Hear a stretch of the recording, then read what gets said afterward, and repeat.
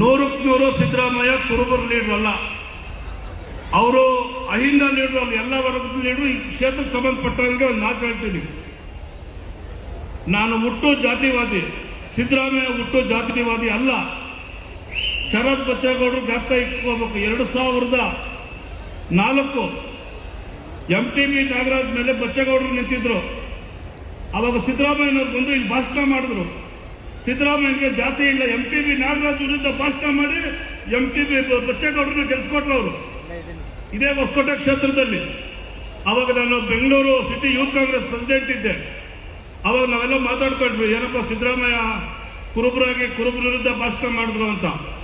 ಅವತ್ತು ಅವರು ಜಾತ್ಯತೀತವಾಗಿ ಏನು ಪಕ್ಷನ ಮುನ್ನಡೆಸಿದ್ರು, ಜನತಾದಳ ಅಧ್ಯಕ್ಷರಾಗಿದ್ರು. ಅವತ್ತು ಅವ್ರು ತಗೊಂಡಂತ ನಿರ್ಧಾರ ಇವತ್ತು ಅವರು ಈ ರಾಜ್ಯದಲ್ಲಿ 2 ಬಾರಿ ಮುಖ್ಯಮಂತ್ರಿ ಆದ್ರು. ಬೇರೆ ಕುರುಬರ ಪರನೇ ಇದ್ರೆ ರಾಜ್ಯ ಆಗೋದಿಲ್ಲ. ಎಲ್ಲ ವರ್ಗಗಳನ್ನು ಕೂಡ ಸರಿಸಮಾನವಾಗಿ ನೋಡ್ತಕ್ಕಂಥ ಏಕೈಕ ವ್ಯಕ್ತಿ ಅದು ಸಿದ್ದರಾಮಯ್ಯನವರು.